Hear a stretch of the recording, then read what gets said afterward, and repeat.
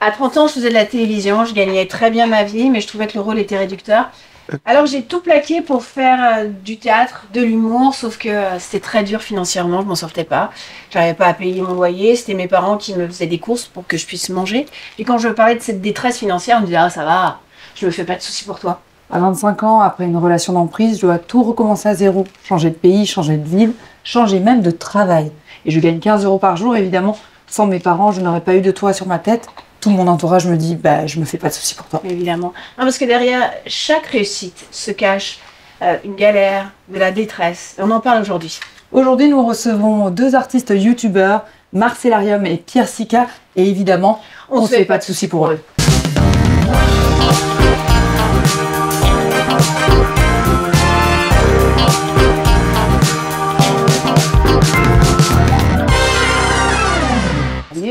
Hello les gars, salut Marcel. Hello. Ça va? Salut. On a de la chance de vous recevoir aujourd'hui les garçons. Toi Pierre, le magicien emblématique de YouTube, 350 000 abonnés, ça fait des années qu'on te suit. Le ponte de la magie sur YouTube, il faut le dire. Et puis toi Marcel, notre nouveau YouTuber, le roi de la plante, qui fait chavirer les cœurs, puisqu'en 2 mois tu as presque atteint 200 000 abonnés. Les plantes aussi. Et les plantes. Et surtout les plantes. Et ouais, donc... Presque 200 000 abonnés en 2 mois et demi, c'est incroyable. Incroyable, C'est vraiment cool, une ascension fulgurante. Vous connaissiez tous les deux ou pas? Pas du tout. Alors moi Marcel, je connais un petit peu plus que toi. Toi, alors dis-moi tout, tu es né où Pierre? Moi, je suis né à Montpellier. Donc tu es un vrai Montpellierin. Vrai de vrai. D'accord, et tu as toujours voulu faire de la magie? Pas du tout. D'accord. Pas du tout. Tu as fait quoi comme étude? Oula. J'ai fait, comme étude, j'ai appris à réparer des machines à laver. Franchement, Ah, rien à voir. Voilà, Rien à voir. Voilà. Avec la magie, avec l'hypnose, avec tout ce que je fais à l'heure actuelle pour le coup. D'accord. Et c'était quoi ton rêve de gosse? Tu voulais faire quoi? Rien. Non, ça peut être bien de rien faire. Non, vraiment, j'avais pas forcément de rêve d'enfant en fait. Je suis passé par plein de stades comme tous les petits. Je voulais être pompier, je voulais être. Mais voilà, au final, non, j'avais pas vraiment de rêve. Parce que pour le coup, magicien, c'est un peu un rêve d'enfant aussi, tu vois. Ça fait partie vrai. des métiers peu classiques, quoi. C'est vrai, mais voilà, c'est vrai. Mais voilà, je pense que j'ai toujours voulu être un peu sur scène, un peu faire le tout petit. Je crois que mes parents ils ont des vidéos de moi Avec une où je fais machine un à peu laver, en train de réparer. Ouais, directement avec mon tournevis. C'est ça, en fait, tu voulais mettre ta mère dans la machine à laver, la faire disparaître. C'était bien ça. Non, voilà.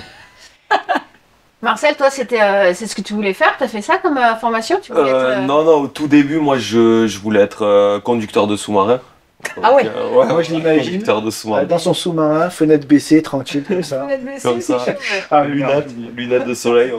tranquille. Et pourquoi Et, tu l'as pas fait? parce qu'en fait, j'avais idéalisé les sous-marins d'une certaine manière quand j'étais petit, avec Ouais. le film 20 milieux sous les mers, D'accord. avec Kirk Douglas, je crois, et tout. J'étais comme un fou. Il y avait un hublot, il y avait un calamar géant, on voyait la mer, les cachalots, tout, c'était incroyable. Ouais. Et quand j'ai découvert qu'en fait c'était vraiment fermé, confiné et tout, j'ai laissé tomber. Ouais, toi qui adore la liberté en plus. Exactement. T'avais besoin de nature. J'avais besoin de nature. Donc j'ai abandonné le projet sous-marin et je suis passé sur un autre projet verdure. Est-ce que t'es né, toi, en pleine nature? Parce que je sais pas si tu connais son contenu. C'est vraiment, on le voit, à la base, c'était beaucoup sur les plantes, mais C'est ça. là, on te voit construire des cabanes dans les arbres, faire de la survie. Enfin, t'es vraiment sur un domaine particulier. Je sais plus le début de ma question, elle était trop longue.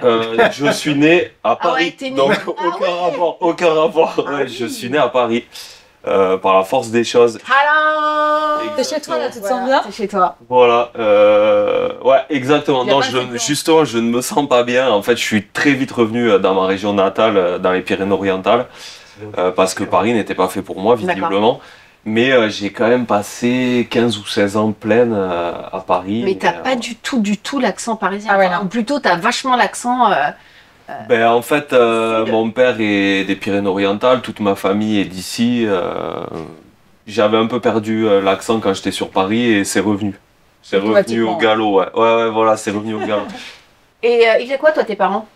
Moi, mon père, il travaillait comme cadre dans une D'accord. boîte d'informatique assez connue. D'accord. Et ma mère, rien. D'accord. C'est peut-être pour ça que je voulais rien faire au départ. Non. Et justement, comment ils perçoivent ton métier d'hypnotiseur Aïe, aïe. Sujet épineux, compliqué, je ne sais pas. Tu sais pas? Je sais pas.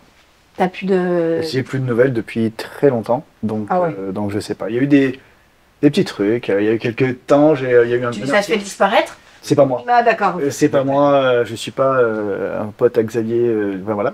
Non, mais non, mais pour le coup, oui, il y a quelques années là, il y a eu un article Midi Libre sur moi et tout. Et bizarrement, quelques jours après, j'ai reçu une lettre de ma mère qui me disait plein de choses et qui terminait par je sais qui tu es devenu. En gros, elle balançait qu'elle revenait vers moi parce qu'elle savait que ça marchait pour moi, quoi. T'as pas eu nouvelles de tes parents il y a longtemps? Il y a ma mère, il y a 13 ans bientôt. D'accord. Oui. Et mon père, j'avais 18 ans, donc il faut faire des calculs savants, mais il y a longtemps. Qu'est-ce qui s'était passé finalement dans ton enfance pour qu'à un moment tu coupes les ponts et... Alors, il y a eu plusieurs étapes. Mon papa, enfin mon père, je sais pas comment trop l'appeler en fait pour le coup, était très porté sur la boisson. Okay. Trop porté sur la boisson. Et donc forcément, ça crée pas des liens père-fils vraiment sympas. Mais j'ai tenu le coup jusqu'à mes 18 ans, puis à mes 18 ans j'ai quand même bien pété un câble parce qu'il s'est allé trop loin sur plein de choses, sur l'agressivité, sur plein de petits trucs. Et donc j'ai voulu tourner la page, donc c'est le moment où il s'est séparé avec ma mère. Et ma mère c'était plus compliqué, j'ai compris plus tard qu'en fait, si elle était restée aussi longtemps avec lui, c'est que c'était pas super équilibre dans sa tête, je pense. Voilà. Mais ça, je m'en étais pas rendu compte tout de suite. Tu sais, quand t'es plus jeune, t'as besoin de tout. Enfin, t'as un référent dans ta famille. Quand t'as bien sûr, puis c'est ta mère. 14 ans, puis c'est ta mère. Voilà. T'as 12-13-14 ans, t'es pas encore apte à envoyer chez tout le monde, en fait. Mais plus tard, oui, sur 25-26 ans, j'ai commencé à me dire, c'est bizarre quand même cette attitude-là, c'est bizarre. Ouais, de rester, de cautionner, quoi. Ouais, et puis au final, je me dis, c'est là que j'ai compris qu'elle devait cautionner tout ça. Même si elle se faisait plaindre, oui, il m'a fait ci, il m'a fait ça. Mais il y avait quand même des petits soucis. Donc elle a été témoin de violence. Si tu regardes, maman, voilà, t'es percée à jour. Mais voilà, donc au final, j'ai coupé les ponts aussi avec elle. Tu penses que c'est ce qui a fait que tu as pris le choix d'exercer un métier qui est aussi fou, on est dans l'imaginaire, la magie, la beauté, enfin tu vois, c'est quand même un monde très enfantin, ce monde des enfants où tout est léché, où tout est magique, où justement il n'y a pas de méchants, il n'y a pas d'alcool, il n'y a pas de coups, il n'y a pas tout ça. Mon dessin animé préféré, Peter Pan. Ouais. Donc est-ce que voilà, c'est un lien, je pense que c'est un lien, oui, plutôt par rapport à mon père, puisque ma mère ça s'est passé plus tard, j'étais déjà devenu magicien, c'était déjà la voie que j'avais tracée quand je l'ai perdu de vue. Mais oui, par rapport à mon père, je pense que ça a dû jouer un petit peu de me sortir, trouver une manière de me sortir de ce quotidien un peu dark. Ouais, voilà, dark pour le coup. Et petit à petit, je me suis tourné vers le milieu du spectacle, puisque j'ai été DJ pendant un petit moment avant de me mettre à la magie.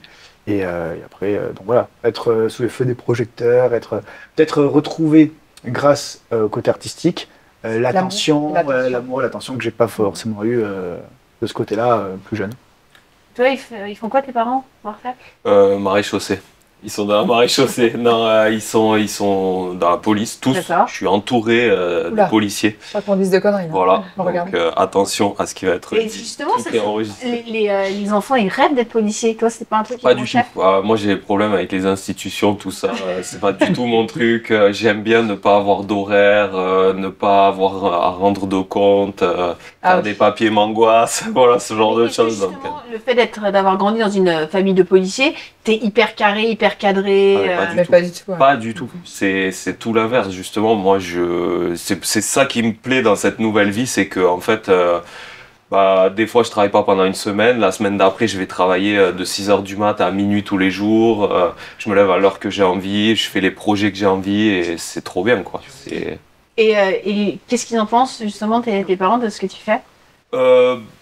C'est compliqué à dire. C'est vrai qu'on n'a pas vraiment eu de discussion à ce sujet-là. Est-ce que tu trouves ça incroyable ce que je fais ou pas? On n'a pas eu de discussion à ce sujet. Mais en attendant, ils n'ont pas de souci avec ça, quoi. Ça se passe plutôt bien. Pour eux, forcément, ça doit être bizarre parce que c'est pas du tout le même milieu. Même à expliquer, tu vois, quand on leur demandait qu'est-ce qu'ils font, qu'est-ce qu'il fait ton fils? Ouais, c'est un peu ça. C'est un petit peu ça, ouais. C'est un petit peu ça, ouais. À expliquer, c'est super compliqué parce que, puis en plus, il y a plein de fantasmes autour du métier de youtubeur, d'influenceur. On s'imagine des choses qui sont pas vraies. Par exemple, qu'on est toujours en dilettante en train de s'amuser, alors que non, derrière, il y a des vraies entreprises, des vrais projets, des vraies dates à respecter. Justement, moi qui aime tant la liberté, faire ce que je veux, des fois j'ai des dates butoirs à respecter et les gens ont du mal à saisir ça, que c'est un vrai métier, qu'il y a des gens derrière nous qui comptent sur nous, qui produisent des vidéos derrière, des équipes, voilà quoi. Et on se pose une question, quand on te voit dans la nature, à construire les cabanes, à être vraiment en symbiose avec la nature, est-ce que c'est quelque chose que tu as puisé au sein peut-être de ta famille, tes parents, tes grands-parents? Ça c'est quelque chose que j'ai puisé au sein de ma famille. En fait, quand j'avais 13-14 ans, mes grands-parents maternels sont partis vivre dans le Limousin. Ah ouais. Voilà, dans un bled vraiment perdu. Et je suis allé une fois en vacances là-bas et j'ai adoré aller là-bas. Je travaillais dans une ferme où, avec des moutons, tout ça. Je cultivais les champs, je conduisais des tracteurs à 12 ans. C'était trop bien. Et j'ai découvert un peu ma voie là-dessus. De là, je suis rentré à Paris. Il y avait une école d'horticulture qui était pas très loin de chez moi. Et moi, j'étais dans une école d'enseignement catholique à Saint-Michel, dans le 12e à Paris, une école un peu connue quand même. Et le niveau était super strict, ça rigolait pas du tout. Et du jour au lendemain, je suis passé en CAP aménagement paysager.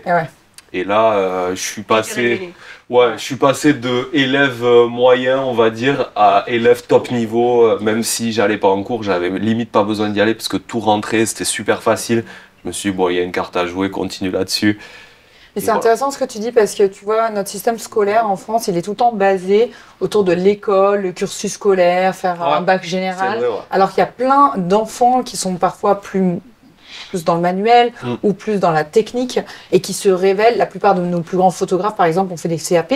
Et aujourd'hui, ce sont des stars internationales. Ah, mais bien sûr, totalement. Est-ce une école de magiciens? Alors, il y a eu une école de magiciens. Tu l'as faite? Ouais, je l'ai créée en 2007. Ah. Et je l'ai fermée là, fin 2023. D'accord. Voilà, parce que plein d'autres petites raisons. C'est vrai que ça commençait à être un peu pesant avec tout ce qu'il y avait à faire autour en plus. Mais oui, de 2007 jusqu'à maintenant. Est-ce que ça ressemblait à Poudlard? Non. J'ai essayé, j'avais une boutique où il y avait l'école à l'intérieur à Montpellier, boulevard Louis Blanc et tout, c'était super sympa, t'avais le sol qui grinçait, des lustres, des machins, j'ai essayé de faire ressembler ça un petit peu à Poudlard, mais bon, quand même la salle de cours c'était du carrelage, des murs en placo, voilà, tranquille. Mais au niveau de l'apprentissage, on a eu pas mal d'élèves, on a eu plus de 1000 élèves.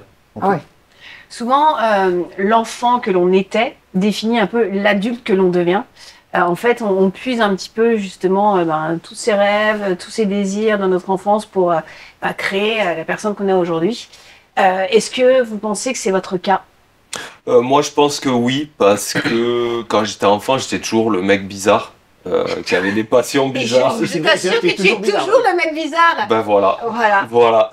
Non, mais le mec bizarre, c'est-à-dire que tout le monde détestait les serpents, les araignées, les trucs comme ça. Moi, c'était ma passion. Dès que je voyais un serpent, une araignée, un animal, je défendais le moineau et le pigeon. C'était mon truc, quoi. Dès qu'il y avait un moineau blessé, je le récupérais pour essayer de le soigner. J'avais des passions peu communes. J'aimais les insectes, des trucs comme ça. Donc au début, c'était pas forcément facile. Quand les autres jouaient à Pokémon, moi je mettais des insectes dans des cadres là comme ça, j'apprenais les noms latins, j'étais trop content de faire ça. C'est un truc de dingue. Toi tu le sais Alice, tu le sais pas Pierre, ce mec connaît le nom de toutes les plantes, les noms latins, etc. Enfin vraiment il a une connaissance de son sujet qui est oufissime. Moi je toujours me le fais. Test. Ça c'est un cheflera mais en plastique. Ah pétard, il est trop. Voilà. Mais pour le coup moi j'ai tué plusieurs plantes et elles ressemblaient à rien et je lui envoie la photo en lui disant c'est quoi cette plante et il arrive à me retrouver le nom de la plante alors qu'elle est moche. Enfin tu vois elle ressemble plus à rien puisqu'elle est morte. C'est plus celle d'origine quoi. Ouais mais après tu sais c'est comme tous les métiers. Enfin je suppose que toi tu dois avoir des références dans ton métier. Toi pareil au niveau de la magie. Il y a des gens qui font de l'art, ils vont connaître les artistes qui ont peint tel chef-d'œuvre. Moi c'est un petit peu pareil, c'est ma boîte à outils, c'est les plantes, c'est les insectes, tout ça. Et après je compose avec. On va parler justement d'aujourd'hui. vos métiers respectifs. Toi, aujourd'hui, comment ça se passe? Comment c'est être magicien? Franchement, c'est bien. Franchement, c'est bien. C'est quelque chose que tu connais, parce que c'est monter sur scène, déjà, dans un premier temps. Donc forcément, voilà, je vois tout ce que ça comporte, partager avec les gens. Et après, ça laisse quand même pas mal de temps libre, parce qu'il y a toutes les phases d'entraînement. Il y a les phases où on va tu t'entraînes beaucoup pour les tours et tout? Il faut continuer, toujours à s'entraîner. Et puis après, en plus de ça, chaque représentation devient un entraînement pour la prochaine représentation aussi. Donc il y a ces phases d'entraînement-là, les fois où je monte sur scène, les phases d'écriture aussi, puisque tu es toujours en train de te renouveler. Il faut que tu fasses des vannes dans ton spectacle. J'ai pas vu ton spectacle, il y a de l'humour aussi? Allez, je te mets 2 invites. Mais... Tu fais ça pour... On ira. Bien sûr, gratter une invite, là, vite fait. Allez, je vais régaler tout le monde. Oui, non, il y a énormément de vannes. Il y a des vannes qui sont écrites, il y a des vannes qui sont full impro. J'adore faire de l'impro. Et c'est compliqué. C'est compliqué de faire mouche quand tu veux faire un peu d'impro. Hein. Il y a des cadors là-dedans. Ouais. Je suis pas, toi, genre, je travaille, voilà, je prends et quand tu es magicien, comme là, toi, tu es un expert, et que, par exemple, tu es en vie de couple, en relation de couple, est-ce que les gens pensent que tu les manipules? Est-ce que les femmes, par exemple, elles sont méfiantes, elles se disent tiens, il va me faire un tour de passe-passe, genre là, il me dit parce qu'en plus, tu fais de l'hypnose. Est-ce que tu hypnotises tes conquêtes? Jamais. C'est vrai? Jamais. Mais ça facilite la vie. Ouais, ça, il est bizarre. Non, mais de toute façon, je l'ai vu quand j'ai su qu'il manipulait les insectes, tout ça, j'ai compris que il mange des larves. Oh, Non, je te jure. Non, j'ai jamais. T'imagines, t'économises le resto, t'économises les blabla, les textos, tout, tu fais fra. Tu es heureuse. Moi, je suis con et moi, je ralasse, putain. Oh là là. Non, mais blague à part, jamais j'ai hypnotisé quelqu'un avec qui j'ai été en couple. Et c'est quoi l'hypnose d'ailleurs? Parce qu'on en parle beaucoup. C'est de l'hypnose pour arrêter de fumer? C'est de l'hypnose pour. Le fond, c'est la même chose. C'est quoi ça? C'est Marcel qui peut nous dire. Ah voilà, tu vois, c'est pour ça que je vais te poser la question. En général, c'est un signe. Il cherche Marcel, il est là. Surtout qu'il cherche une plante et qu'il se dit. Il veut polliniser quelque chose, Il veut polliniser quelque chose, mais il n'y a rien à polliniser. C'est fait avoir. Dans l'hypnose. Tu te rappelles, c'est vrai qu'on avait attrapé. La première fois qu'on est venu. Incroyable. Donc l'hypnose, il y a pour arrêter de fumer ou pour enlever une phobie ou le spectacle, c'est exactement le même fond, c'est la même hypnose. Il n'y a pas des hypnoses différentes.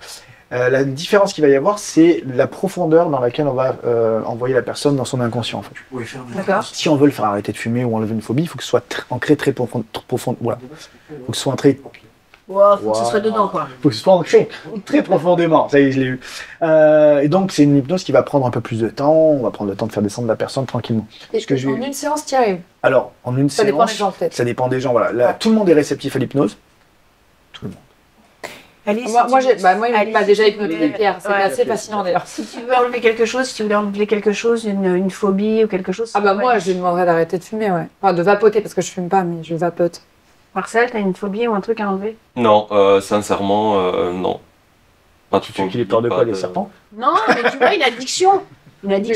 Arrêtez de faire des cabanes, comme ça, de manière tempestive. C'est cool parce que j'ai jamais eu d'addiction, quelle qu'elle soit. J'arrive à faire des trucs et à m'en passer du jour au lendemain. Ça va. Et toi, Ariane? Moi, j'ai plein d'addictions. Je me calme, j'avais une grosse addiction au sport. Alors, on a l'air de dire c'est pas grave une addiction au sport, mais quand ça vient où tu te rends mal parce que tu vas pas courir 10 km par jour, etc. Mais j'ai commencé le sport à 9 ans et j'allais courir 2 fois 2 heures par jour, plus la musculation. Ça m'a entraîné beaucoup de troubles et de blessures du corps. Mais moi, je suis une ancienne anorexique, donc mon addiction était faire le plus de sport possible. Maintenant, ça va mieux, mais c'était problématique. Mais c'est pareil, quand tu dis ça, j'ai une addiction au sport, on fait c'est bon, pas de soucis, c'est bon. Mais en fait, non, c'est pas. Ça devient une addiction. À partir du moment où tu es mal, ou tu te rends mal, c'est pas bien. Donc tout le monde est réceptif et après ça va dépendre de la vitesse. Voilà. Il y a des gens qui vont être réceptifs en quelques secondes, puis il y a des gens il va leur falloir plusieurs minutes, voire il y a des gens il va leur falloir plusieurs séances, dans le sens où la première séance ça va être pour se familiariser avec l'hypnose, ils vont pas totalement partir, juste comprendre un petit peu le mécanisme, et puis deuxième séance là ils vont partir et on va pouvoir travailler dessus. Moi ce que je fais en spectacle, c'est que je vais tester toute la salle au début du spectacle, toute la salle, et je vais récupérer les clients. 6, 7, 8, 10, 12 personnes les plus réceptives. C'est-à-dire que tu arrives à les sentir à peu près? C'est les sentir, et puis après il y a des tests aussi. Donc voilà, il y a des fois où je me plante. J'ai une anecdote. Ah ouais, une fois, j'aime bien quand les gens s'installent, vous le savez, si vous venez me voir en spectacle, j'aime bien checker quand vous vous installez dans la salle des gens. Tu sais, je sais pas si c'est ça, toi. Ouais, moi aussi, je regarde. Tu sais, tu regardes les gens qui s'installent les têtes et tout. Même pour tes vannes ou tes impros, tu regardes comment ils sont habillés. C'est ça. Tu les vois mieux en lumière qu'une fois que c'est. C'est ça. Et donc, je regarde, et là, je vois un gars qui rentre, mais le stéréotype du rocker, tu vois, vraiment le 3/4 en cuir, les bagues avec les aigles, les têtes de mort sur tous les doigts, les cheveux longs. Enfin, vraiment, tu te dis, lui, voilà. Lui, il a peur de rien, lui, il partira pas, il va pas lâcher prise, quoi. et donc, je me dis, bon, bah, écoute, je m'occuperai pas forcément de lui, je vais m'occuper des autres, parce que lui, à mon avis, il lâche pas. Une demi-heure après, il dansait le lac des Cygnes sur scène. Donc, c'est bon, ça. Donc, voilà, donc, des fois, c'est même voir la vidéo. j'ai pas les mais j'ai plein d'images de plein de choses, et celle-là, je l'ai pas mal. Exceptionnel. Mais voilà, donc, des fois, on croit sentir, et puis ça prend pas. Est-ce que tout le monde peut hypnotiser? Ou est-ce que c'est un don que tu as? Malheureusement, tout le monde peut hypnotiser. Ah ouais? Ouais. Malheureusement, parce qu'en fait, l'hypnose, c'est un outil. Qu'on se voit après. Là, tu vois, voilà. Voilà. Ça va finir. Mais c'est ça, trop hypnotisé après. L'hypnose, c'est un outil. Sauf que lui, au lieu d'hypnotiser des gens, etc., il va hypnotiser ses piranhas. Enfin, il va faire des trucs chelous. Il va les hypnotiser pour qu'ils deviennent véganes. Il va faire des trucs comme ça. Mais la première élevage de piranha vegan. Non, j'ai d'autres idées en tête, mais on en parlera plus tard. On s'appelle. C'est pour un copain. C'est pour ça. C'est pour un ami, c'est toujours pour un ami. On les connaît, ces amis. Fameux, ouais. Mais oui, pour le coup, je suis un peu en réalité. Je me demandais si tout le monde pouvait hypnotiser. Tout le monde peut hypnotiser, et pour le coup, l'hypnose, c'est un outil. D'accord. Un outil, c'est un couteau. D'accord. Si là, il y a un couteau qui est posé là, tout le monde peut l'utiliser. Ouais. Bah, tout le monde peut l'utiliser, mais surtout, s'il est posé là, on craint rien, quoi. D'accord. Quelqu'un peut le prendre et faire un bon petit plat, mais quelqu'un peut le prendre et nous agresser avec. Donc, tu vois, c'est ça on peut faire les deux aussi. Et on peut agresser, on peut même faire le petit plat avec le mec que tu as découpé. C'est possible, ça marche aussi. Vous êtes bizarre. Vous êtes très bizarre. Et ben l'hypnose, c'est pareil, c'est-à-dire que l'hypnose, c'est un outil. C'est-à-dire que tout le monde le vit dans sa journée plusieurs fois par jour. Ouais. C'est le couteau qui est posé là. Si c'est posé là, tout le monde le vit et tout va bien. On peut l'utiliser pour faire des spectacles, enlever des phobies ou des addictions, c'est l'utiliser de la bonne manière. Mais on peut aussi l'utiliser pour agresser les gens, pour dérober des choses. Des pickpockets. Par exemple, je te mets sous hypnose, je prends ton portable, je me casse. Quand tu vas ressortir de l'hypnose, tu n'auras plus ton portable. Et si quelqu'un te fait ça dans la rue, va le retrouver derrière. Donc c'est pour ça que souvent, enfin, dans mes vidéos et dans mes spectacles, je véhicule ce truc-là de ne vous faites pas hypnotiser n'importe où par n'importe qui. Faut mieux être dans un contexte spectacle. Ou un bon contexte, ou même des fois il y a des gens qui font de l'hypnose dans la rue, n'allez pas les voir, parce qu'il y a peut-être des gens super bienveillants à l'intérieur et que ça va être cool. Mais au moins prendre leur Insta, savoir qui, se retourner s'il y a un problème. Et toi aujourd'hui, ça consiste en quoi tes journées? Tu fais quoi? C'est quoi ta vie? Alors ma vie a totalement changé. En un an, tout a été chamboulé, j'ai rebattu les cartes. Parce que tu utilises le vocabulaire. Parce qu'avant, tu avais un métier normal en plus de tes vidéos? Alors oui, il y a eu une période de transition, j'avais un métier normal, j'avais une entreprise où je faisais de l'entretien d'espaces verts, du bûcheronnage, je bossais avec diverses personnes, etc. Donc je me levais le matin, j'allais sur les chantiers, je faisais des rendez-vous avec les clients pour vendre les prestations, quoi. Travail de chef d'entreprise classique, déclaration de URSSAF et tutti quanti. Et là, il va nous dire qu'il déclare plus le SAF là depuis un an. J'ai arrêté. J'ai arrêté ça. J'ai hypnotisé l'inspecteur des impôts depuis, il vit à la maison. Enfin, non, après, j'ai commencé à faire des vidéos. En fait, ça a commencé d'une manière totalement fortuite. Il y avait un mec que je suivais sur les réseaux sociaux qui faisait du contenu, mais sans plus. Et un jour, j'étais à Barcelone et je vois une story, il était littéralement en bas de chez moi. Et je lui envoie un message, je lui dis vas-y, on boit un verre. Et qu'est-ce que tu fais à Barcelone? Donc il m'explique qu'en fait, il s'est fait lourder par son boss et que tente un nouveau truc à Barcelone. Et je dis ah bah c'est drôle et tout, on boit un verre. Le lendemain, on se revoit, 3 jours après, pareil, et on passe un petit moment ensemble et on accroche bien, quoi. Et le confinement arrive. Et de fil en aiguille, je lui dis, bah écoute, viens te confiner à la maison, on a de la place à la maison, on passe 1 mois et demi à rien faire, voilà. Et quand il arrive chez moi, il me dit, mais attends, ta passion, tes plantes, la serre tropicale que tu as fabriquée et tout, moi je suis dans les réseaux sociaux, je sais qu'on peut faire quelque chose. Et en fait, on fait une vidéo, on tourne une vidéo pour rigoler. Et aujourd'hui, je pense qu'elle fait peut-être 10 millions de vues, un truc comme ça. C'était un reel ou c'était un... C'était un reel, ouais. C'était un reel qui a été repris après sur Short. Sur quoi c'était, en gros, je démarre devant la serre tropicale que j'avais fabriquée. Ouais. Et j'ai toujours été dans les terrariums, les serpents, les machins. Et j'ouvre la porte, je dis, je te montre le terrarium le plus grand que j'ai construit dans toute ma vie. Et je rentre dedans et on voit les plantes tropicales, l'aquarium avec les piranhas, etc. Et cette vidéo, elle a cartonné. On s'est dit, bon, on va refaire des vidéos. On en fait 2-3. Ça marche, mais moins bien, quoi.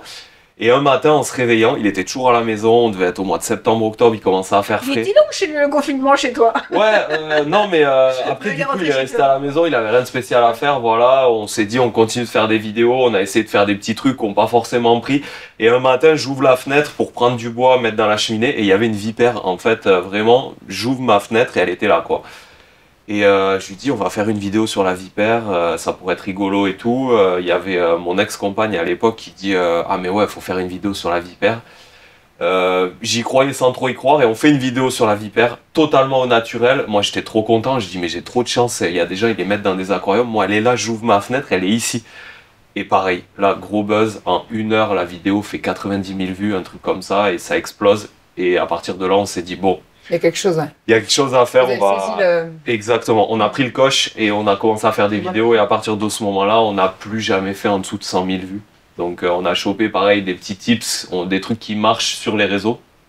On a creusé le truc et on a continué, quoi. Parce que tu es aussi très très présent sur TikTok. TikTok un petit peu moins, oui. Mais je suis quand même présent, ouais, voilà, je dois avoir peut-être 400 000 abonnés, un truc comme ça. Sur TikTok, en fait, je publie pas, je recycle ce que je produis sur les autres plateformes, mais beaucoup Instagram et tout récemment beaucoup YouTube parce que c'est très chronophage. YouTube, ça prend beaucoup de temps. On essaie de faire des jolies vidéos qui soient bien léchées. Les premiers projets qu'on a fait, on a gardé tout l'argent qu'on a récolté pour acheter du matos, se professionnaliser. On a acheté des micros, on a acheté un drone, des objectifs, un appareil, un nouvel ordinateur. Voilà. Et on s'est dit, faut faire un truc qui fasse rêver tout le monde, on va faire une cabane. Et c'est de là qu'est né le projet cabane. Et tu savais faire des cabanes ou pas du tout? Pas du tout. Ah ouais, donc tu pars complètement à l'aventure. J'étais bricoleur, mais... mais déjà trouver un arbre aussi haut. Déjà trouver un arbre ouais. Et qui soutient une cabane comme ça. C'est ça. Et finalement, c'est drôle parce que le matin où on a démarré la cabane, j'avais tout en tête. Et dans la nuit, je m'endors et je dis... putain, on peut pas faire la cabane là. Là, il y a une zone rouge juste à cet endroit-là parce qu'il y avait un talus. Enfin, une agouille, je sais pas comment on dit en français, c'est un truc de chez moi, c'est une agouille, un canal où il y a de l'eau qui coule dedans, quoi. Un ruisseau. Voilà. Ouais. Et quand il y a des gros orages, en fait, ça monte d'un seul coup. Je dis non, on peut pas faire la cabane là. Et le projet partait super mal parce que le matin, de démarrer le tournage, non, on se dit, on peut pas faire la cabane ici, il faut trouver un autre endroit. On a fait ça totalement à l'arrache au départ. Et finalement, ça a pris un essor incroyable. La cabane, on a travaillé avec une marque il n'y a pas très longtemps, donc on a fait les comptes. En 6 épisodes, on a fait 17 millions de vues, un truc comme ça. Donc c'est fou. Ah ouais. Ouais, c'est incroyable. Un Français sur 3, quoi. 4, on avait calculé qu'un Français sur 6 qui est sur Instagram avait vu un épisode de cabane, quoi. Ce qui est dingue, c'est que tu te rendais compte, toi, de ce changement de vie, de ce que ça impliquait. Là, tu vois, tu parles, ouais, c'est cool, j'ai ouvert ma fenêtre, il y a une vipère, je fais une cabane, etc. Mais derrière...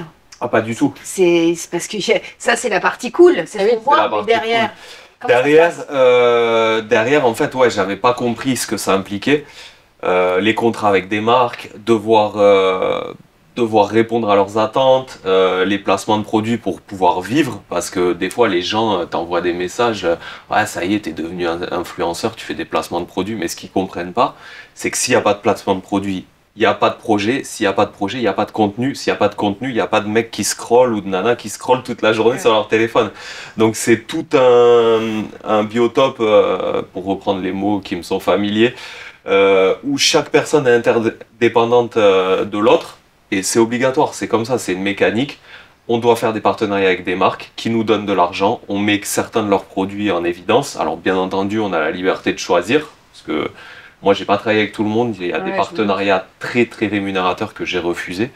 Ça, les gens ne le savent pas. Oui, il faut que ce soit dans ton éthique. Exactement. Exactement, voilà. À un moment donné, j'ai pu travailler avec Total. J'ai pas travaillé avec eux. c'était juste, ça collait pas à mon univers, quoi. Voilà, c'est même pas une question de... C'est que c'était pas possible. Et on s'est mis voilà, à faire ce contenu, à choisir nos marques pour bosser avec des gens qui nous intéressaient, faire des projets, acheter du matériel, et l'entreprise est née, quoi. Et c'est pas flippant de se dire, justement, t'es plus dans un circuit normal, tu sais pas combien tu vas gagner tous les mois, tu sais pas si tu vas gagner de l'argent, tu sais pas si c'est un engouement, un feu de paille, etc. Et puis surtout, en fait, les gens, ce qu'ils ne voient pas, c'est que t'as pas de vie, tu travailles tout le temps. Tout le temps. En fait, quand on devient influenceur, ça ne s'arrête plus. Quand on est en vacances, on fait des stories. Quand on est le soir à faire un truc, on fait des stories. On fait des stories tout le temps. Ça ne s'arrête plus. On est victime de cet engrenage et on n'a pas le choix. Et toi qui es dans le truc très nature, machin, ouais, je vais m'isoler, je vais être tout seul dans la nature, ouais. C'est pas un peu antinomique? Alors oui et non, parce que moi je suis resté au naturel et j'ai de la chance. J'ai un associé avec qui je bosse qui lui gère ça. Et quand je redeviens trop moi-même, à être l'ours des Pyrénées tout seul dans mon coin et tout, il me dit bon là tu fais chier, il va falloir faire des stories, il faut produire du contenu. Ouais, en fait c'est ça, c'est ton chef d'orchestre. C'est mon chef d'orchestre parce que moi j'ai pas du tout ça naturellement, bien que au bout d'un an ça commence à venir maintenant quand il se passe des trucs un petit peu rigolos et tout dans ma vie, je les mets pas en scène mais je les filme. Mais heureusement qu'il est là, parce que moi, vite, le naturel reprend le dessus. Quand je suis en train de fabriquer la cabane, des fois, il me regarde, il me fait « Mais t'es complètement dégénéré, t'as pas compris que c'était un projet YouTube. T'as monté tout le toit, là, j'étais pas là, on n'a pas filmé, qu'est-ce qu'on fait, quoi ?» Ouais, t'as pas le réflexe. Ouais, voilà, moi, il faut que ça avance. Je suis encore dans ma logique d'entreprise où il fallait envoyer du chantier, il faut monter une cabane, quoi, on rigole pas. Ça gagne bien d'être bûcheron de YouTube? Alors, tout est relatif. Ouais. On peut penser qu'on gagne des centaines de milliers d'euros. Ouais. Par exemple, pour faire un placement de produit, on peut gagner, moi en tout cas avec mon ratio d'abonnés, jusqu'à 15 000 euros. Ouais. Mais pour sponsor la vidéo, avec tout ce que ça implique. Pour sponsor une vidéo d'une minute. Voilà. C'est pas dans ta poche. C'est exactement ça. Après, ce qu'on se rend pas compte, c'est que derrière, nous déjà, on est 2 associés. Là, on a monté une cabane, même si on s'est fait sponsoriser beaucoup de choses, il y a beaucoup de matériel à acheter. Moi, j'habite à 1 heure de tout magasin de matériaux, il y a un camion, faut faire des allers-retours, faut payer des impôts, faut acheter des micros, des caméras, des trucs, et au final, voilà, au final, il reste pas énormément, ça nous fait un salaire classique, ça nous fait un SMIC amélioré pour l'instant, mais j'espère devenir millionnaire, je vous le dis. Mais tu vas mais tu as raison. On soit tous d'accord. Tu auras le plus grand magasin de plantes. J'espère. Tu parles de magasin de plantes et tu me fais une transition toute trouvée, puisque en parallèle, tu t'es rendu compte qu'il y avait vraiment un engouement, et en fait, vous êtes quand même une secte. Non, pardon. Si, on est une secte, on peut le dire. On peut le dire. Même, enfin, ceux qui aiment vraiment les plantes, c'est vraiment un groupe. Et tu vends des plantes un petit peu. C'est ça. En fait, ouais, comme il y a les pêcheurs, les chasseurs, je sais pas moi, les danseurs et les chanteurs. Voilà, il y a les gens qui cultivent des plantes. C'est devenu vraiment, et ça a explosé pendant le confinement. Mais forcément, mais vraiment. Les gens avaient besoin de mettre. Et moi, j'étais passionné de plantes depuis toujours. Je cultivais des plantes, beaucoup d'Amérique du Sud. Et pendant le confinement, c'est pareil. Là, j'ai vu qu'il y avait un truc. Les gens s'intéressaient à ce que je faisais. Et à un moment donné, on s'est dit, on va vendre des plantes pour essayer de financer un petit peu notre contenu. Et alors, attention, tu vas pas acheter des plantes, etc. Tu as ta serre tropicale, tu en parles, souvent tu fais des boutures et tu proposes aux gens d'acheter les plantes que toi, tu as... Voilà, alors en fait, c'est pas exactement ça, mais quasiment. Moi, je cultive tous les plants mers dans ma serre. Donc les plantes mères, c'est les plantes desquelles on va cut et on va faire des boutures avec. Voilà, donc en fait ça passe quand même par toi. Donc, voilà, en gros c'est des plantes que je fais venir du monde entier. Quand elles arrivent chez moi, je les découpe en morceaux, je les multiplie. Et quand elles ont repoussé et qu'elles sont commercialisables, je les commercialise. Voilà, c'est comme ça que ça se passe en gros.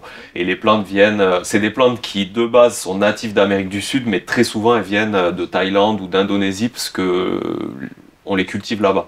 En tout cas, quand ça passe par ta serre, etc., tu leur as donné les nutriments, la force, etc. Et l'acclimatation. L'acclimatation pour pouvoir être... Les vendre après derrière. Voilà, parce que quand elles arrivent directement d'Indonésie, de Thaïlande, les plantes sont acclimatées au climat tropical. Voilà, elles ont de la lumière, elles ont de l'humidité. Si je les mets direct chez les gens, elles passent l'arme à gauche instantanément, quoi. Donc je les mets dans ma serre. Dans ma serre, petit à petit, on va les acclimater, les habituer à la vie en appartement, quoi, tout bêtement. Et ensuite, elles partent chez les gens. On les multiplie, elles partent chez les gens. C'est quoi, toi, la faille aujourd'hui? Comment te voient les gens? Et Qu'est-ce qui est compliqué? À quel moment on peut te dire oh ça va, je me fais pas de soucis pour toi, alors que franchement c'est une galère. Je pense que c'est le côté réseaux sociaux en fait, qui est vraiment parce que justement quand tu pars dans les réseaux sociaux, toi t'es en plein dans le tremplin. Moi ce tremplin il est passé. C'est vrai que j'ai vécu ça il y a quelques années où je suis arrivé, j'ai monté ma chaîne YouTube. En quelques mois j'avais plusieurs milliers d'abonnés et en même pas un an j'avais déjà mon petit trophée et puis voilà et puis ça monte vite. J'ai fait des vidéos avec plein de gros youtubeurs. Je continue encore. Hein. Mais c'est vrai que là, personnellement, sur ma chaîne, je suis un peu plus calme. Pour des raisons perso, j'ai freiné un petit peu l'année dernière. Parce que justement, tu disais pour des raisons perso, c'est très chronophage, tu n'as plus le temps vraiment d'avoir faire autre chose. Là, c'était l'inverse, c'est-à-dire que je me suis séparé l'année dernière de la maman de ma fille. Et donc, forcément, ça faisait très longtemps. Et donc, forcément, ça secoue un petit peu. Et tu n'as pas envie de faire des vidéos. C'est ça, tu n'as pas envie d'arriver. Salut les amis, on va faire une vidéo aujourd'hui, je vais endormir des gens. Alors qu'en fait, là-dedans, t'as bien. Et il y a eu un rapport entre ta séparation et ton job ou pas du tout? Je sais pas. En vrai, je sais pas.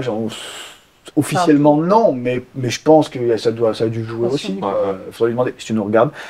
Elle t'a connu avant? Elle m'a connu avant. Elle m'a connu avant. Il y a eu des petits trucs. Elle m'a connu en burn-out. Et voilà. Avant l'explosion des réseaux sociaux, oui. C'est difficile pour une compagne de vivre, je pense. Tu veux qu'on l'invite? Non, je sais. Peut-être parler, tu vois. Je sais pas. Enfin oui, elle m'en a parlé. Elle m'avait dit que c'était, qu'elle avait flippé. Voilà. Après, quand ça s'est mis à bien marcher, bah forcément, tu flippes plus, quoi. Tu vois que ça marche et tout. Ah d'accord. Non, mais c'est pas la notoriété, le fait d'avoir de la lumière sur toi, ça peut être compliqué. Non, je pense pas parce qu'il y avait quand même la lumière sur moi sans la notoriété quand je montais sur scène déjà. Après, peut-être, et elle m'en a pas parlé, hein, pour le coup, je sais pas. Mais voilà, mais en tout cas, j'ai traversé cette phase-là où j'ai moins sorti de vidéos, donc je continue à faire pas mal de vidéos sur des plus grosses chaînes encore que la mienne, avec la Team Crouton ou d'autres. Team Crouton. Et t'as vu, monsieur? Bon compte. On est bien. Et d'autres. Et donc forcément, moi de mon côté, c'est un peu plus calme. Et ça, les gens, je me fais pas de soucis, ça va la chaîne YouTube. Ouais, mais elle fonctionne moins qu'avant, et donc voilà, c'est peut-être en ce moment, c'est ce petit truc-là. Mais c'est cyclique. Il y a quelques années, c'était c'est bon, tu montes sur scène, je fais pas de soucis sur toi. Oui, mais il y a quelques années, il y avait 20 personnes dans ma salle, quoi, tu vois. Et je me fais pas de soucis. Ouais, c'est parce que tu montes sur scène, c'est comme quand les gens disent, t'es chef d'entreprise, t'as de l'argent. Non, ça marche pas comme ça, ce qu'on disait tout à l'heure. Donc c'est vrai que les gens ont beaucoup d'a priori sur plein de choses. T'arrives à vivre bien du métier de... Là, ça va. Là, on va pas se plaindre, tout va bien. Ça va parce que justement, le fait d'être sur les réseaux, même si moi j'ai calmé de mon côté, c'est quand même une carte de visite. Quand les gens se disent... T'as ta fanbase en plus. Voilà, mais déjà il y a la fanbase, et après, des gens se disent, tiens, il y a ce Pierre Siga qui passe dans tel théâtre, ils tapent mon nom sur Google, boum, ils ont des vidéos, ils disent, oh, c'est génial, j'ai envie d'aller voir ça. Donc c'est vrai que ça aide. C'est un cercle vertueux. Ouais, et donc forcément, t'as pas peur quand t'es, entre guillemets, en haut je sais qu'on le voit beaucoup dans un reportage sur Squeezie, qui passe sur Amazon. On l'a tous vu, je pense que tout le monde l'a vu. Je pense, dès que t'es dans l'influence... Si vous l'avez vu, voilà, hein, n'hésitez pas. Dès que t'es dans l'influence, je pense que... Non, mais je pense que tout le monde l'a vu. En tout cas sur YouTube, je pense que tout le monde connaît Squeezie. Oui. Et il dit, en fait, ce qui est très dur, c'est quand t'es tout en haut, il y a un moment donné aussi, t'as peur de la chute, t'as peur de tomber. Et en plus, toi, j'imagine, il y a plein de jeunes magiciens, en plus que tu formes, qui arrivent. C'est ça qui a arrêté l'école. Alors, tu vois, mais c'est une des raisons. C'est une des raisons, parce que depuis que j'ai ouvert l'école, j'ai formé plein de magiciens, et il y en a qui fonctionnent très bien. Il y en a qui passaient dans l'Incroyable Talent il n'y a pas longtemps. Il y en a d'autres qui fonctionnent bien sur les réseaux aussi. Et il n'y a pas de souci. Moi, j'aurais pas. Il n'y a pas de souci, puis s'ils peuvent te laisser les contrats, c'est bien. Non, mais il n'y a pas de souci. Mais si ça reste comme ça, s'il y en a 10, 15, 20 de plus, au bout d'un moment, c'est quand même... ruiner le marché, Donc, ce serait un peu con de se créer sa propre concurrence, quoi. S'il y en a qui veulent percer, ils vont se débrouiller de leur côté, ils vont apprendre tout seul comme moi, j'ai appris tout seul, et puis voilà. Mais en tout cas, avec ceux qui sont déjà là... Parce qu'il paraît qu'en plus, les tours, les magiciens, vous les achetez, c'est hyper cher. Non? Alors... oui et non. Oui et non, on peut les acheter. Moi, je fais partie de ceux qui achètent quasiment rien. D'accord. Voilà. J'essaye de me débrouiller. Je suis dans beaucoup dans la créativité, dans l'invention des trucs. Et de temps en temps, il y a blocage. Tu vas aller de là à là. Avant de se casser la tête pendant 6 mois pour trouver la solution, tu regardes s'il n'y a pas un truc qui existe déjà. Peut-être il y a un gars à l'autre bout du monde qui a déjà eu la solution et qui l'a commercialisé, donc on y va. Mais voilà. C'est vrai que généralement les meilleurs magiciens achètent très peu en fait. Ils vont beaucoup créer parce que si tu achètes, c'est un peu comme si tu vas chez le tatoueur et tu dis dans le catalogue je veux ce modèle. Bah, si tu veux ce modèle, c'est peut-être que 3 personnes sont passées avant et ont le même modèle sur eux. Alors que tu vas avec voir ton tatoueur et tu lui dis j'aimerais un truc comme ci, comme ça. Ah zut, le petit dauphin là comme ça. Mais voilà, et donc c'est un peu pareil quoi. Donc pour pas avoir le même tour que tout le monde, bah forcément tu crées. Vous avez un point commun les garçons? Vous êtes des garçons. C'est vrai. Très beau. Merci Ariane. Ok, donc très beau l'autre. Moi un petit peu plus, mais un peu plus parce que t'es plus grande. Non, vous êtes papa tous les deux. Ouais. Vous êtes papa tous les deux. Comment voient vos enfants, comment ils perçoivent votre métier? Ah bah là je pense que ça va être différent parce que moi la mienne elle a 12 ans. Ah ouais. Elle est au collège. Bah justement. Et alors c'est elle c'est mitigé, c'est-à-dire l'année dernière il y avait une rencontre, les parents avaient parlé de leur métier au 3e. Donc elle était en 6e à ce moment-là. Elle me dit papa il y a ça, il faut que tu y ailles, comme ça tu vas parler du métier de magicien, youtubeur et tout au taquet. Et elle a terminé en me disant mais tu dis pas que c'est moi ta fille. Donc elle aime que je partage ça avec des gens de sa génération, mais elle veut pas que dans la cour de récréation on dise c'est toi la fille de Pierre Sicard qui fait la magie, l'hypnose, machin. Donc elle veut garder sa pudeur quelque part. Moi j'ai la même chose avec ses copines, mais pas plus. Toi aussi tu dois avoir un peu la même chose avec tes enfants. Mes enfants, ils savent pas tout ce que. Non, ils savaient. T'arrives pour le Ils savaient pas le droit de regarder les écrans jusqu'à leurs 4 ans, donc voilà. Ils m'ont vu la première fois à la télé sur Gulli parce que j'étais chez mes parents et ma mère a voulu mettre l'émission à 20h. Ils ont dit bon, qu'est-ce que fait maman dans la télé? Parce que eux avaient déjà vu papa dans la télé jouer au rugby, mais maman, non, ils pensent que maman elle fait du sport parce qu'ils voient tout le temps les leggings, donc ils pensent qu'elle est sportive de haut niveau. Je les laisse croire. Non, ils savent pas mes enfants encore ce qu'ils font. Ils ont tout le temps de savoir. Ouais, et voilà. Donc il y a ce petit truc où elle aime bien, mais elle veut pas trop que ça se sache parce que je pense qu'elle a peur de ce qui peut se passer parce que dans les gens, on côtoie tous, on a des gens qui nous adorent, puis on a des haters aussi. Et il suffit que beaucoup de haters? Pas énorme, mais il suffit de 1 et qu'ils soient dans le collège de ma fille. Et donc je pense qu'il y a ce petit côté où elle se protège un peu. Elle se protège aussi, parce qu'en plus de ça, moi je fais beaucoup de vidéos avec la team. Enfin, j'ai fait des vidéos avec la team Crouton, donc c'est pour ceux qui connaissent pas, Michou, Inoxtyle, Valouz. Et du coup, ses copines et ses potes, ils regardent. Voilà, et c'est des gens qui sont très en hype sur cette catégorie-là. Et donc si elle commence à en parler, ah mais machin.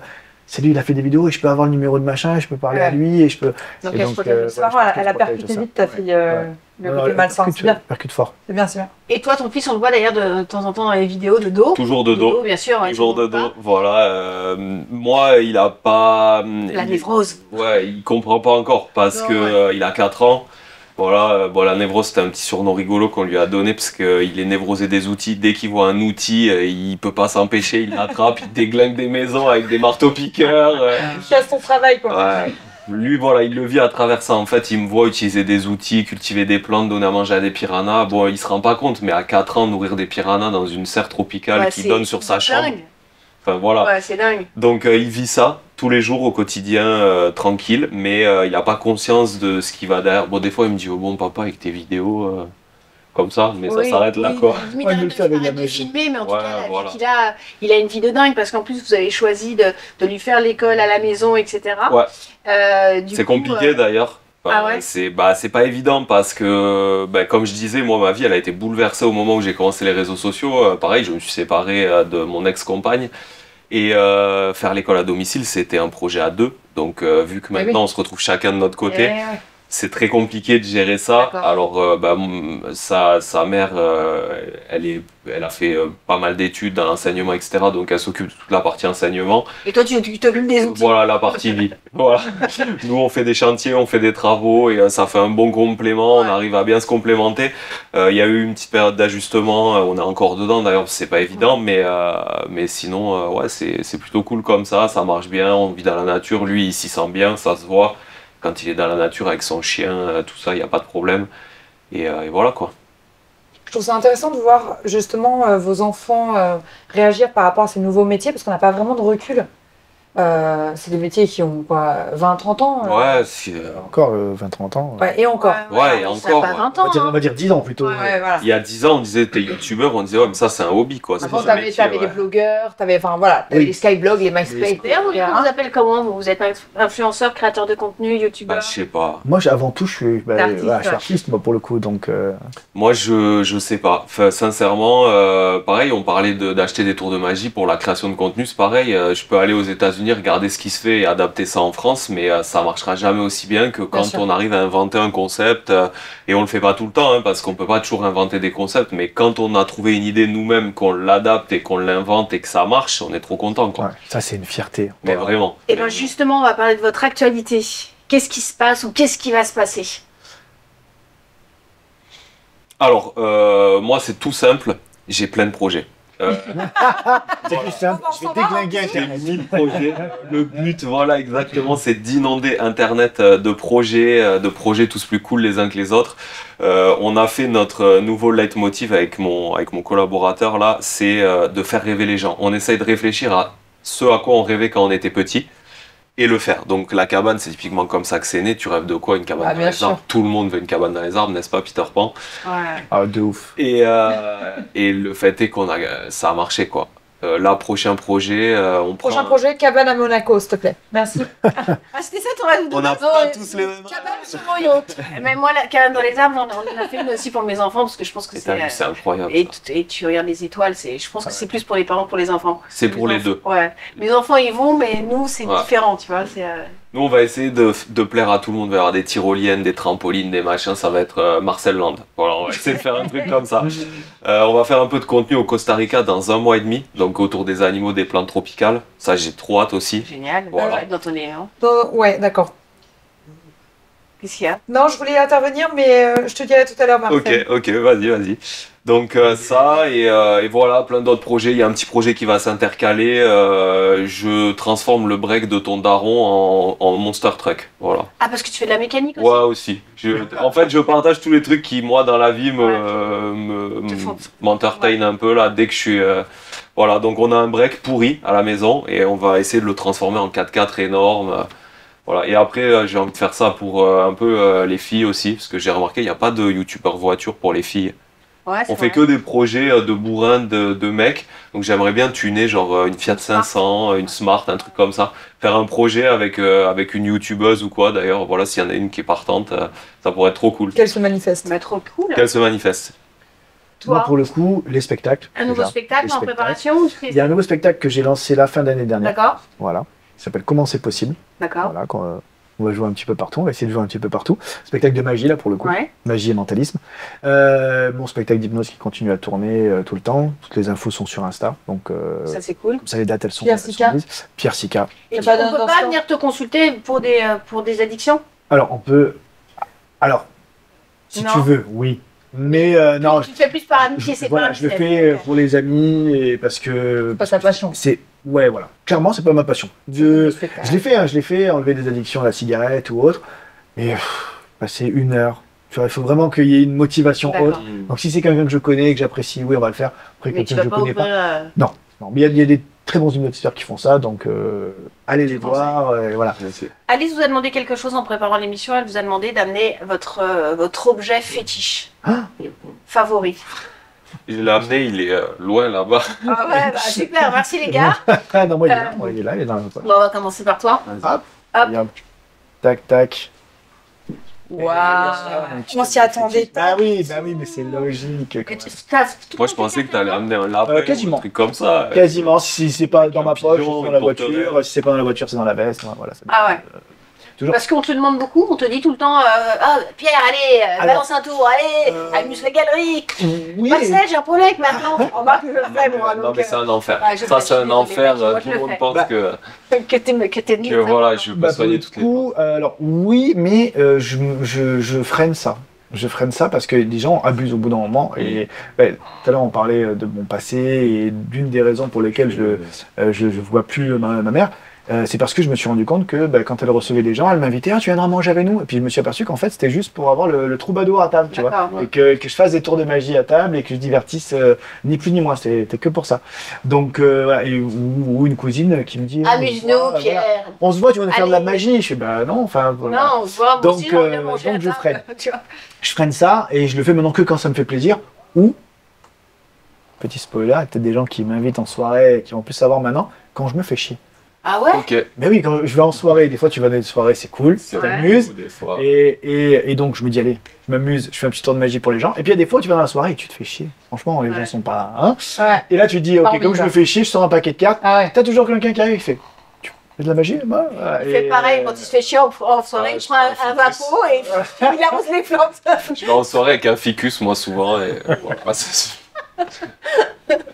voilà, donc voilà. Tu nous fais un petit tour, tu commences un tour. Est-ce que quelqu'un peut aller nous chercher l'objet de Marcel? Ils sont déjà partis. On a une équipe de choc derrière. Allez, on se fait un tour. C'est un carton. Il est Loge maquillage, c'est le trophée YouTube. Oui. C'est bon. Qui veut participer? C'est la chanson préférée d'Alice. Pas tout neuf ça cette chanson. Donc qui veut participer? Vas-y, moi je participe. Je me sens chaud là. Tiens, tu prends la carte qui te fait plaisir. En fait, je vous le dis, il va falloir vraiment être attentif. Sur une échelle de 1 à 10, au niveau de ton attention, tu dois situer. Bah là j'ai essayé d'être à 8, mais ok, parce que je suis à 2. T'es à 2 déjà. J'ai un truc de l'attention de base. Mais attends, vas-y, je vais être à 10. Vas-y, 10. Vas-y. Ok. Marcel. Oui, moi 7, mais 7 ans, tu vois, genre. 7 ans. Voilà. Marcel, je te demandais un service. Est-ce que tu pourrais, s'il te plaît, regarde bien. Attends, bouge pas. Signer la carte. Tu peux le toucher. Oui, tu peux le toucher. Parce que le plus impressionnant, c'est pas quand je le sors, c'est quand je le rentre. Je la signe. Il y a du monde qui dessus, regarde. dessous. Tu la signes de ce côté-là. Écrit de ce côté-là. Moi, je la regarde pas, c'est important. Hein, je me retourne, t'as vu, comme ça, moi je peux pas voir. Et après, je me retournerai là où il n'y a pas de retour pour que tu puisses la montrer à la caméra. C'est bon? Bouge pas, attends, on bouge pas juste à la caméra. Ouais, mais moi j'ai un retour, je me mets là-bas. Voilà. C'est bon? On voit quelque chose ou pas? On l'a vu? Ouais. Yes, je peux revenir? Je peux regarder tout ça? Après, on va me dire, ouais, mais t'as triché, je l'ai vu, tout ça. Donc, je vais pas voir la carte. Je récupère d'abord le stylo. Tiens. Voilà. Tes mains à la taille du rat. Hop, je remets dans la poche. Hein. Ok. Allez, je récupère la carte. Je mets la carte ici à l'intérieur du paquet. On la voit bien. C'est bon? Ok. Et alors, je sais pas si vous avez déjà vu des magiciens en vrai dans votre vie ou pas. Bah, si, toi. Avant moi, peut-être. Hein, peut-être en soirée ou autre. Et Antoine. Par exemple. Voilà. Ben, quand on voit un magicien mettre une carte dans le jeu, que ce soit Eric Antoine ou autre, généralement, une fois qu'ils ont mis la carte dans le paquet, qu'est-ce qu'ils font? Ils font un checker, ils se font un cocktail. Ils se font un petit cocktail à Tom Cruise. Non, ils mélangent les cartes. Ouais. Et pourquoi ils mélangent? Vous savez pourquoi ils mélangent? Parce que les magiciens sont des tricheurs. Ah. Et oui. En fait, ils mélangent parce que tu vois, là, on sait à peu près où est la carte. Et donc, le fait de mélanger, on peut retirer la carte et la remettre généralement sur le dessus. Ce qui n'est pas le cas, hein. Okay. La carte avec moi, elle va rester au milieu. Je ne tricherai pas. Ni mélanger, ni couper, ni quoi que ce soit. En fait, pour retrouver la carte de Marcel, très simple, je vais faire ça. C'est bon, j'ai la carte. Ok. Quoi? Je te crois. Allez, on n'est pas là, hein. Ah non, Non, je vous rassure, c'était le 8 de pique, c'est ça? 7 de pique ou 8 de pique, un truc comme ça, ouais. Ouais. Putain, la concentration, je ne sais plus. T'es sérieux? En tout cas, dans tous les cas, tu l'as signé, ça se voit, ça se voit. Ouais, voilà. On peut pas la louper. Mais elle va rester bien au milieu, t'inquiète pas. Regarde bien, pour retrouver la carte de Marcel, je fais ça. Ça y est, j'ai sa carte. Oui, en fait, encore dans ta... Non, il y a beaucoup de choses qui sortent de ton arrière-train. Regarde, juste ici, dans la poche. Alors, c'est le moment où... Attends, c'est très serré, t'as vu ça? Mais attends, ce qui est marrant, c'est que normalement, c'est là où le magicien lambda va faire ça. Il va aller dans la poche chercher la carte. Mais si je fais ça, c'est tricher, tu vois. Donc c'est pour ça que... Ariane, tu vas mettre la main dans la poche, tu vas aller chercher la carte. Vas-y. C'est bon, il y a une carte?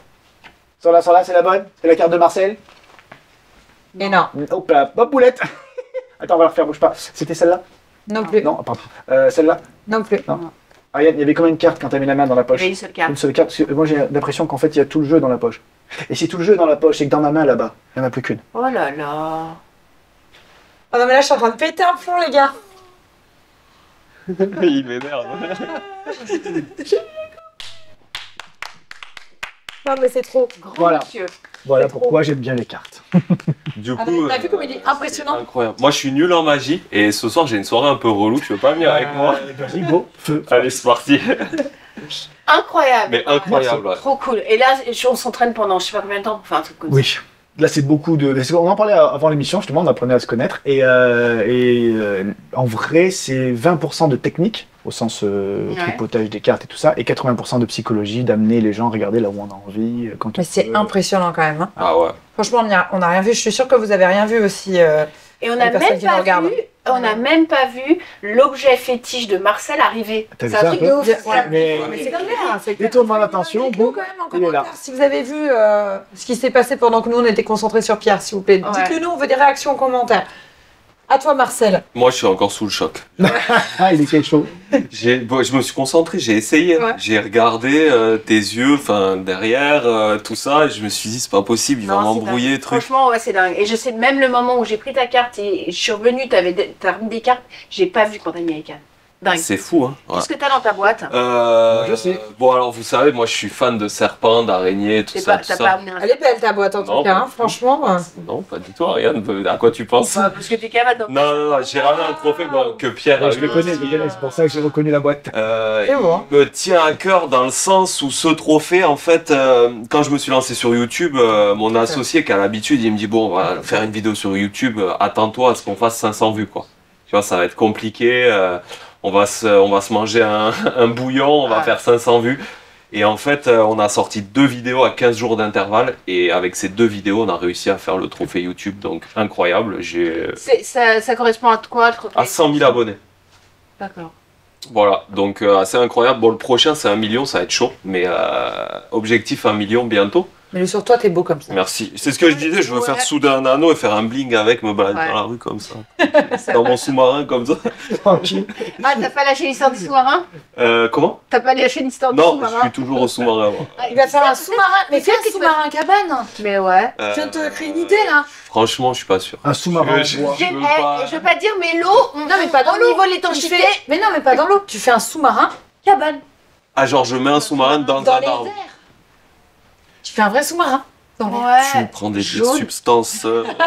jaune comme Tintin. Ouais, mais tu vois, du coup, ça sera pas éco-responsable parce qu'il y a aussi ce côté-là chez Marcel où c'est quand même. Bon, alors, Non, mais en bois. Un sous-marin en bois dans les arbres. Ouais, du coup, il va flotter. Ouais. Un sous-marin flottant, en bois dans les arbres. Ouais, c'est un crossover, tu sais, c'est un concept. C'est un concept. Pourquoi pas? Pourquoi pas? Non, pour en revenir au côté un peu éco, etc. C'est vrai que j'ai essayé de faire attention. J'ai utilisé du bois qui vient de France. Voilà, des matériaux d'isolation, pareil, issus du recyclage et tout. Mais je suis pas non plus extrémiste. Non, je mais- fais attention. Mais tu vas pas mettre un sous-marin dans un arbre quand même. Non, voilà. Voilà. Surtout si c'est un sous-marin nucléaire, c'est un peu relou. Ouais. Voilà. Compliqué en plus à mettre sur un arbre. Les gars, c'était hyper cool de vous avoir avec nous dans cette émission. C'était vraiment un super moment partagé. On termine cette émission avec le téléphone d'Alice. Oula. Que va-t-il se Bah, elle passer? a filmé des photos de fou de vous et on Et vous avez avait rien un dossier de dingue et vous Exactement. n'avez rien vu. Il n'y a pas que toi qui es Aïe, aïe, aïe. Je suis magicien. aussi magicienne. Oh, non, pétard. peut-être. Alors non, c'est pas Alice qui a filmé, c'est vous qui avez filmé. Je voudrais que vous preniez chacun à votre tour le téléphone d'Alice en selfie. Ok. Allez, vas-y. Ok, ok. Et tu vas Vas-y. faire quelque chose Hop que là. Ariane va te demander. On va commencer à filmer. Filme dès maintenant, je Ouais. sais pas. Non, c'est. Tu Alors, l'as, tu l'as, merci. vas-y, vas-y. Hop là. Et je voudrais que tu me dises ce que tu vois et qui tu vois sur ce téléphone. Oh putain. Et on est obligé de commencer par moi en plus. Ouais. Bah attends, il est en train de Exactement. ranger son Oui. trophée. Je vois un gars qui doit aller en Turquie déjà. Pas plutôt pas. Je J'ai un vois- super contact. Non, je vois un gars qui, au final, l'enfant qu'il a été aurait été fier, je pense, de pouvoir vivre de quelque chose qu'il aime. Ouais, je pense que ça reflète à peu près le truc. Ouais, ça va. Et si tu devais passer un message, là, par exemple, à ta fille, et dire quelque chose. Tu sais que c'est le genre de truc qui peut me faire chialer, ce truc. c'était C'est un vite, en message fait, hein. à ma fille. N'hésite pas à chialer, hein. Vraiment, c'est super important, les gars. Allez me faire du Ouais, je vois. Pierre Sika pleure en plein. Ah là là, il est trop lourd.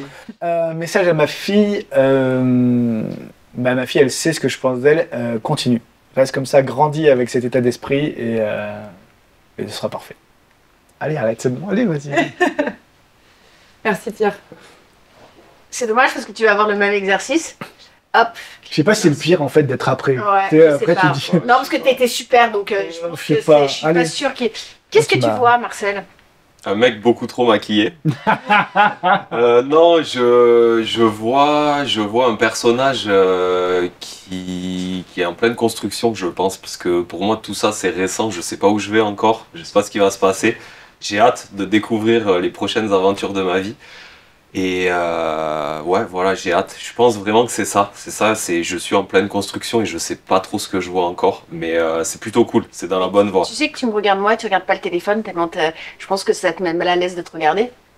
Ouais, peut-être. Ou alors parce que tu te trouves trop beau gosse. Ouais, il est intimidé par lui-même. Ouais, c'est gênant, c'est gênant. Et comment tu voudrais qu'on te voit? Justement, tous ces... Alors, t'as pas beaucoup de haters, mais t'en as comme tout le monde. Bah, j'ai la chance de pas avoir de haters. Pas trop. Si, moi je te déteste. Pour l'instant. Bah, ça, on en a parlé tout à l'heure. D'ailleurs, on règle ça en 1v1 tout à l'heure dans la cage. Mais non. Ce que j'aimerais, c'est que des fois, de temps en temps, les gens se mettent un petit peu à la place de ce métier d'influenceur. Parce que c'est pas évident. On partage énormément avec les gens des choses qu'on n'aurait pas forcément envie de partager. Mais on le fait quand même parce que ça devient notre métier. Et j'aimerais que les gens comprennent ce qu'il y a derrière tout ça. Voilà. Ce qui se passe derrière, tout ce que ça implique, tous les engrenages, tout ce partage de notre vie personnelle, privée. Tu vois, par exemple, de se retrouver dans des endroits, et pourtant je ne suis que Marcel Bûcheron des Pyrénées, je vais à Lyon, je vais à Paris, il y a des gens qui me disent « Ah, c'est toi le mec d'Instagram », des fois dans la rue, ça me fait bizarre, quoi. Et justement, si tu devais laisser toi aussi un message à ton fils? Si je devais laisser un message à mon fils... Et moi, tu sais quoi, plutôt que si tu devais, laisse un message à ton fils. Marcel, si un jour tu te doutes, si un jour tu as envie de faire quelque chose qui peut paraître incroyable et fou, fais-le. Fais-le, plante-toi ou réussis, mais fais-le. Voilà. Magnifique. Merci beaucoup. Très émouvant. Eh ben, merci beaucoup à tous les deux d'avoir été avec nous ce matin. Je me fais pas de soucis pour toi, c'est une phrase qu'on dit comme ça facilement. Et pourtant, dans la vie, il y a forcément des moments qui sont plus ou moins compliqués. En tout cas, pour la suite, les gars, c'est sûr, nous, on ne se fait pas de soucis pour vous. Merci. Merci à vous. Merci. C'est trop cool. N'hésitez pas à faire des petites réactions en commentaire, activez la cloche, abonnez-vous à cette nouvelle chaîne. Hein, Eh oui. on est d'accord. Vous allez vous abonner ou pas? Parce que vous êtes Bien sûr, bien Et sûr. puis surtout, dites-nous si vous êtes les haters de Pierre et Marcel, parce que nous, on attend. Voilà. Il faut s'abonner sur Instagram. Sur YouTube, là, ça YouTube, Instagram, partout. Ok, Ouais. c'est parti. Abonnez-vous les amis. Merci beaucoup pour tout simplement avoir été là parmi nous. On se retrouve prochainement dans une prochaine vidéo avec de nouveaux invités. Très bien. Merci. Un gros bisou. Merci à tous. Bisous tout le monde. Ciao.